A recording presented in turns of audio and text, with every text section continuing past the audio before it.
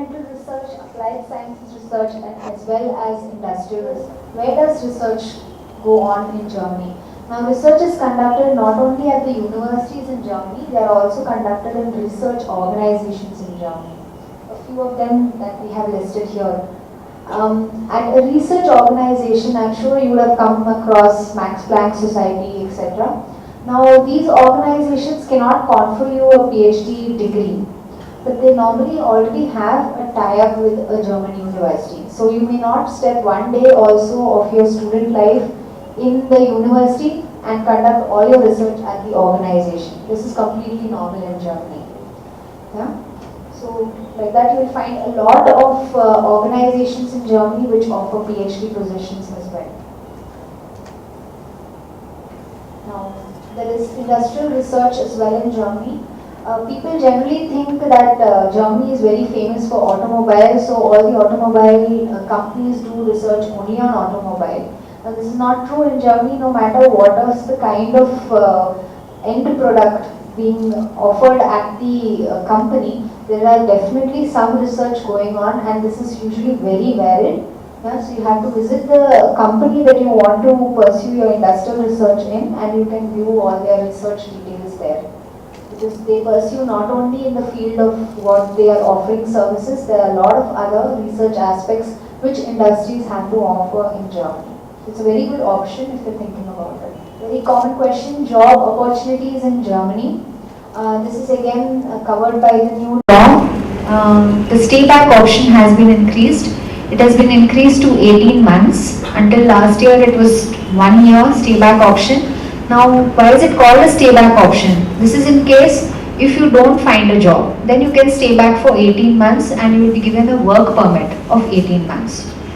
But if you already found a job at the end of your studies, you can stay back as to how much of a length your contract stipulates. Yeah, you will be given a job permit.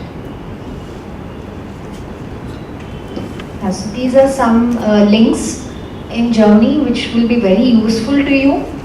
Yeah, there is study-in.de, and if you would just to have a feel about German education system but not planning to go immediately for a master's or PhD but would like to pursue a short-term courses, they're also offered through summer schools in Germany at the universities, and these are also listed in DAAD.de, Sommerkurse. And if you have any further questions in addition to our session here today, you can contact the nearest offices from, we have offices in India, in Mumbai, Pune, Chennai, Bangalore, in addition to a head office in Delhi. You can contact us over email. Our phone numbers are also listed in our head office website, daaddelhi.org. Yes? It's irrelevant of which field you're studying in Germany or any course that you're studying in Germany. It's 120 full days or 240 half days in a year. You're allowed to do part-time. And PhD students, normally they don't have a time to go out of the university anyways to do their part-time. Their part-time is normally at the university itself, within the lab that they're working. Your professors will also guide you in that. The basic things which you normally need in a scientifically written research proposal. Scientifically written doesn't mean that it is only for sciences. It's for humanities also. The proposal has to be have the same kind of scientific structure that you would have for your objective. Then you would have an introduction objective, methodology, then what other things you want to include in it. At the end, references, your bibliography, and anything which you have quoted, a list of that is. But a sample of a suggestion of the same is also available on our website. That gives you an idea, but it doesn't mean that you have to copy that. It's only the structure that you can copy. Yeah, research proposal is more like a synopsis. Proposal, it's like a step-to-step. What exactly are you going to be doing for the next 3 to 4 years in Germany? Yeah, this is a very crude way of saying it, but of course if you just attend Ms. Anurupa Dikshit's also seminar, she'll give you a good overview, not that now also she has not given. Yeah, it's just basically an abstract as to what I'm planning.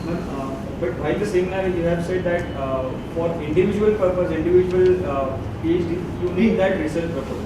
Yes. But I have attended 3 to 4 webinars, and in that, while doing structures PhD, while applying for structure PhD, you also need to submit that RP, the research proposal. PhD program. Are they asking you to give a statement of purpose why you want to research in Germany, or they are giving you a specific topic and they want you to write? Yeah. Well, it is low, but it depends on how you think of racism. Because I think comparatively we are quite racist in comparison to Germans. Because there has never been an outward incident to an Indian in Germany. There has never been anything outwardly done. There's nothing has happened of that sort until now. So they are very open to international students, and like I said earlier, it is only one of the few countries which is having, in fact it is the only country in the world which has a 12% population which are foreign students. No other country is having it. And they wouldn't change their laws to attract international students if they did not want them. The proof of financial means in Germany at the time of applying for visa can be shown in one of the 3 ways. One, a scholarship. This is currently, when you are applying, please check. It could change. We are not answerable for this because we are not a part of the consulate. We can only give you the information. So the second way, first is a scholarship. Second way is if you have a person, if you know a person in Germany who is residing in Germany, can give a letter of obligation that he or she is responsible for your stay, then that is your proof of financial mean. Or third and the most common way is you have to open a blocked account in Germany in the location that you are going to study. This you do only after you get confirmed admission, because this money is for you, not for the German government. So you open this account, you deposit the money, and it is required only for the first year. And when you go to Germany, as soon as you go, you will be withdrawing. Per month there will be a limit, you can withdraw. What you do with that money is your problem. And whose money it is, how did it come, etc. is not questioned. Yeah? But before you go, they want a proof of sustenance. And by the first year, they expect you to have learnt. So they don't ask you every year, only first year. Yeah, it's required for living expenses. Yeah, IELTS is definitely required. Most of the courses are asking IELTS or TOEFL because English proficiency needs to be known by the German university. They will even mention the score if at all they require. They will mention it in their website. Is TOEFL also equally accepted? Yeah, TOEFL or IELTS. Yeah, proof of English proficiency basically.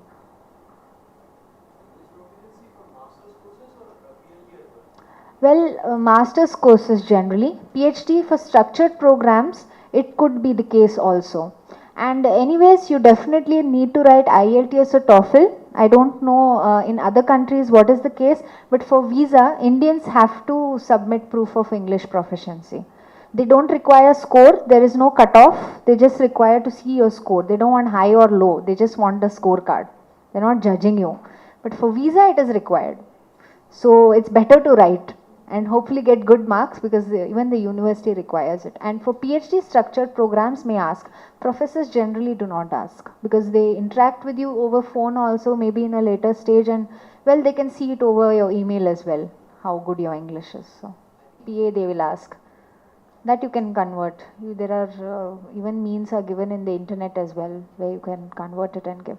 Your current marks you are talking about here in India, or well, extracurricular activities in Germany, unlike America or UK, in Germany they won't give that much weightage. It would be more useful if it is more academic related, the extracurricular activities. For example, if he has done any internship or any work experience, which is not generally the norm. German universities do not expect you to have a work experience. But if you have, and if it is relevant to the course that you are applying, it is definitely a good point to add. So internships, any papers presented, such things, even final year project is not a bad idea to mention. It is definitely anything which looks makes you look like a very good student, and something which even the university would profit by having a good student like you. And what will you gain from the university is also something that you need to mention. That's the reason why you have to give your statement of purpose. Every German university asks you for it. So in that you have to put all these points as to why you are a very good candidate for selection.